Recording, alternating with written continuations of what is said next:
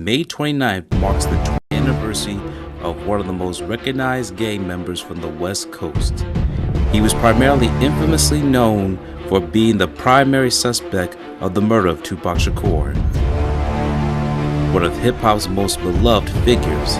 He embodied the phrase, "live by the gun and die by the gun." This is the story of Orlando "Baby Lane" Anderson.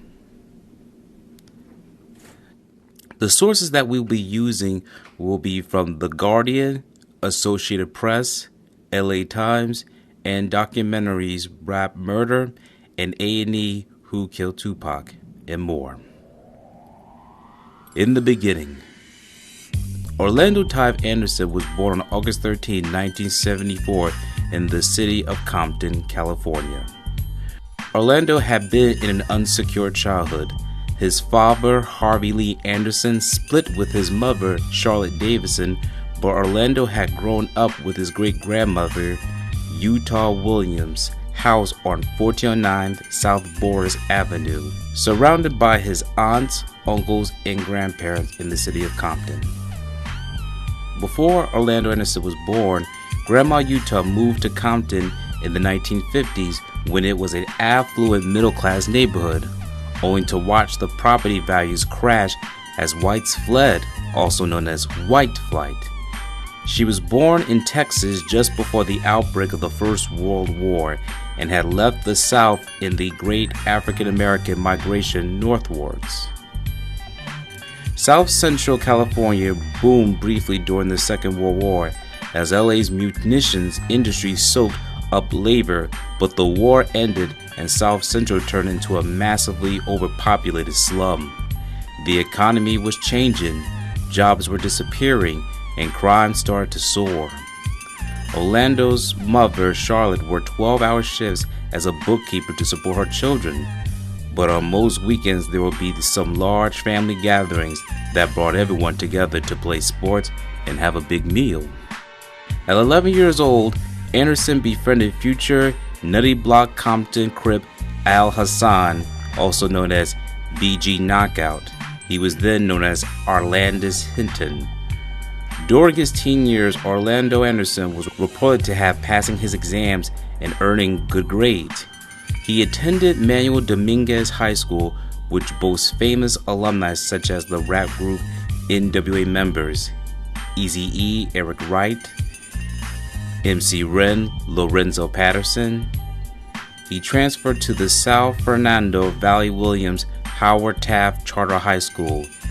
NWA rapper Ice Cube, O'Shea Jackson's alma mater, before returning to Taft for his final year of high school. After graduating in 1992, Anderson attended Compton Community College before dropping out.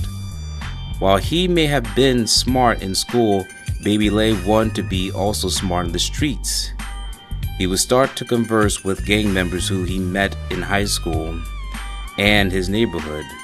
Gang members were in Orlando's family. He made friends with them, and he wanted to be one of them. Therefore, he decided to turn his life into becoming a gang member himself. A gang member.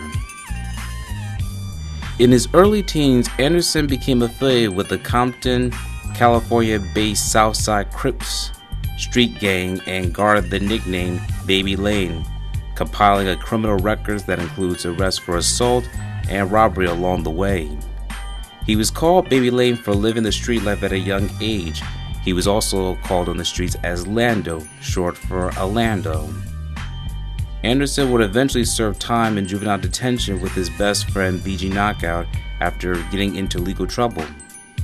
The lampposts on South Boris, where Orlando grew up, are all spray painted with the letters SS, South Side. A stop sign has been redesigned in blue aerosol paint and read "Can't Stop the SSC." This is the Southside Crip territory. It was a typical South Central family history in many ways. Baby Lane lived with his high school sweetheart, Rashina Smith, in her apartment in Lakewood, just southeast of Compton. She was a student nurse. They had two girls, Crystal, then age 2, and Courtney, 1. but he was also juggling another relationship with another girl named Thais Lanier, who had just given birth to a girl, Ariel. He also had fathered another daughter, making him a father of 4. One of the mothers of Anderson's children is the cousin of his best friends, Destra and BG Knockout. Orlando Anderson's maternal uncle, Dwayne Keith Davis, better known as Keefy D, lived in the White House next door to him.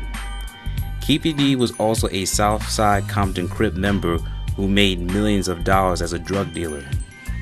Orlando had a close relationship with his half-brother Pooh, and together they have founded a music record company called Success Records. He then worked at a local hydraulic shop until the middle of 1996. Orlando Anderson had aspirations to work in the entertainment industry. He wanted to be a famous rap artist and screenwriter. Baby Lay and Keefy Davis have a cameo in the Blaze It Up music video by Mel Lowe featuring Redman, as you can see in this video. The Catalyst. Orlando Anderson was an active gang member in 1996. He would be arrested for shootings that occurred in Compton. He and his friend Corey Edwards were reported suspects in the shooting and murder of Jake Robles, who was a friend and bodyguard of Death Row CEO Suge Knight. In 1996, Anderson was involved in an altercation at the Lakewood Mall, where he and his entourage assaulted Trayvon Lane, a member of Death Row Records, and snatched his Death Row medallion. There was rumored to be a bounty placed on the Death Row medallions by their rivals, the Compton Crips, of which Anderson was a respected member.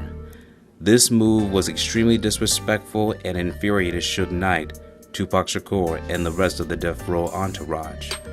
On September 7, 1996, after the Bruce Seldon vs. Mike Tyson fight, Trayvon Lane coincidentally spotted Anderson by himself in the MGM and told Tupac and the rest of the Death Row entourage that Anderson was the one responsible for snatching his medallion.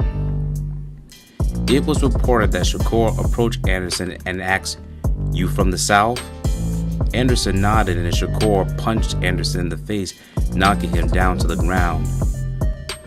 Tupac Shakur can be seen on the MGM security camera running over to Anderson with the rest of his entourage throwing the first punch. Anderson then suffered a rather severe beatdown as he was essentially jumped by 5 members with no one to help. However, according to BG Knockout's interview with Vlad TV, Anderson escaped the worst of the beating by managing to cover his face during the attack. After Tupac was shot, the Las Vegas police were strongly criticized for failing to conduct follow-up interviews with the possible witnesses who were in the car behind Suge Knight's. The witnesses and gang members were reluctant to talk to the police. Suge was the only person in the car with Tupac. Las Vegas police frostedly described him as uncooperative. Knight would stick with the street code by not cooperating with law enforcement. 6 days later, after the shooting, at 4:03 p.m. on Friday the 13th of September 1996, Tupac Shakur was pronounced dead. The world will mourn the loss of one of the most influential rap figures, and many conspiracies will surround his death. The War. As Orlando Anderson and his entourage returned to Compton, word on the street was that Orlando Anderson, of being the trigger man, sparked the city into an abyss of gunfire. In Compton, a bloody war broke out between the North and South Side. Over the next few days, police counted 12 shooting incidents and 3 fatalities. Paranoia rippled the neighborhood. There were rumors that the Bloods were being offered $10,000 for every Southside Crip they killed. On the night of October 2nd, 300 police officers swept down on the houses of known gangbangers in Compton and neighborhoods to the south and east. The raid was essentially part of the crackdown to halt the warfare, but it also gave the Compton police the opportunity to arrest Orlando. However, he was never charged for the murder of Shakur. On one occasion, according to BG Knockout's interview with Vlad TV, Orlando Anderson was shot in both kneecaps with AK-47s. He was wheelchair-bound for a year. He was severely injured from the Compton Street War, that it took him a while to walk again. The interviews. Is it Orlando? Yes. Let me just ask you point blank, did you kill Tupac Shakur? I didn't kill Tupac.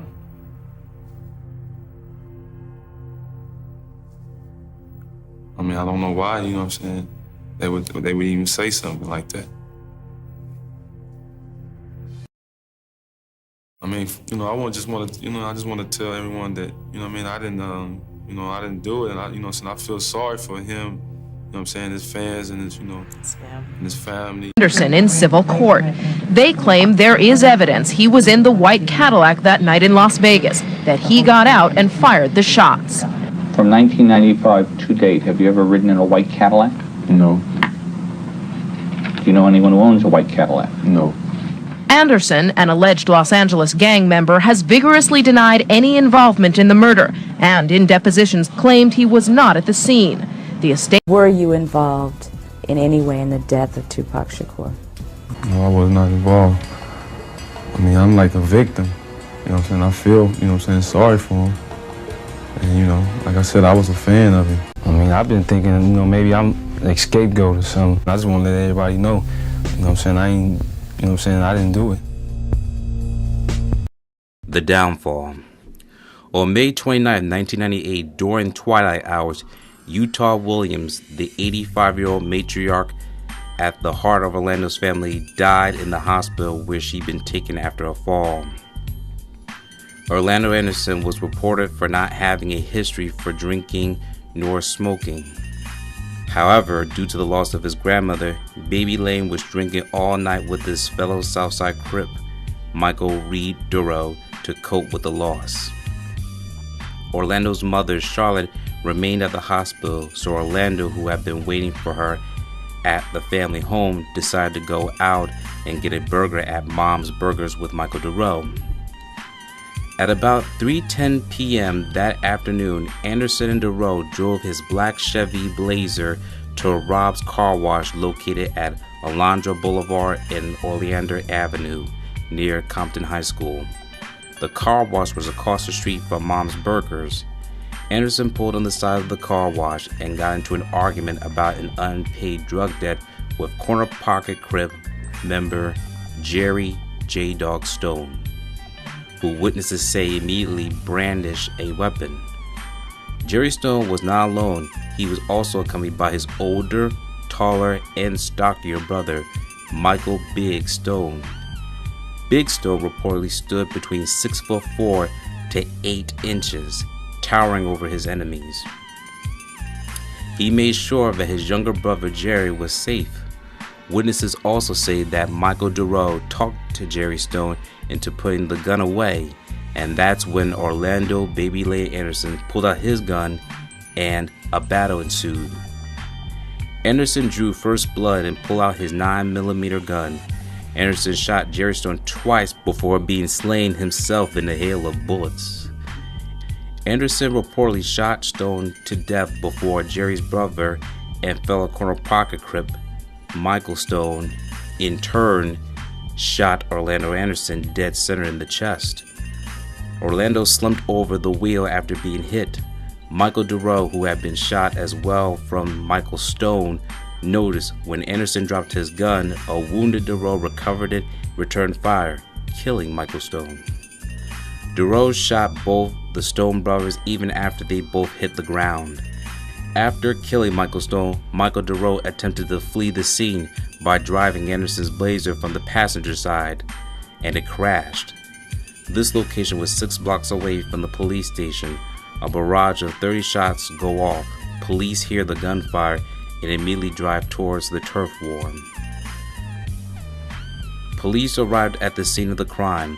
The Blazer vehicle was riddled with bullet holes. The paramedics were on their way to assist the wounded gang members.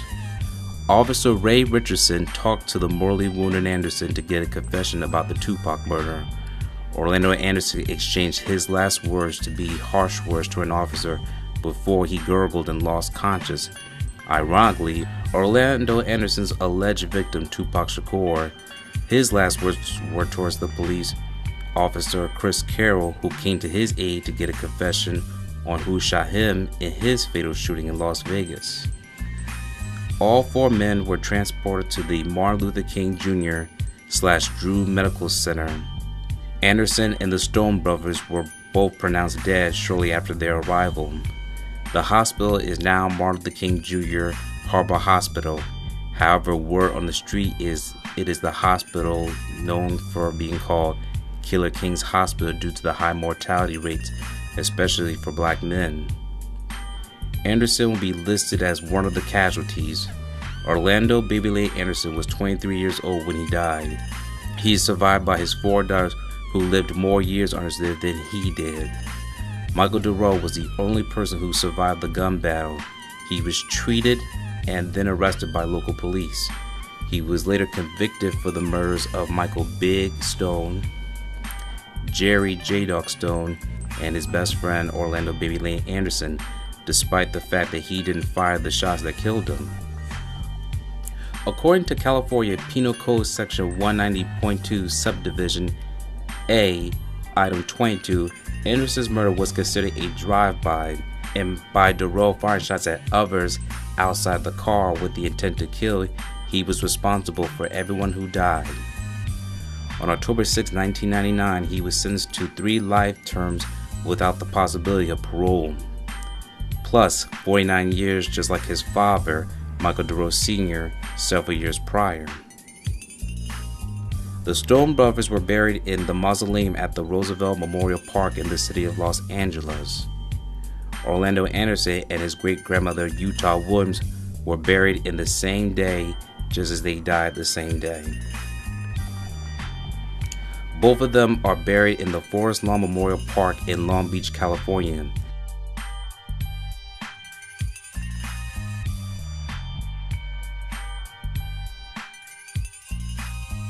This cemetery is also the resting place of Tupac's friend and death row artist, the King of Hooks, Nate Dogg, who died several years after Baby Lane. This is the last lane for Orlando Anderson. His uncle KVD was incarcerated the day before his death. He lived by the phrase, "Live by the gun and die by the gun." He was loved by his family and friends. His supporters saw him as a true gang member who lived the real street life and a hitter from the city of Compton. As for others, he is despised for his killing allegations, including the murder of Tupac Shakur. This was the story of Orlando Baby Lane Anderson. Thank you for watching this video. Please be sure to subscribe to our channel and check out more of our content. Feel free to give your feedback and suggestions on who we should do next in the comments.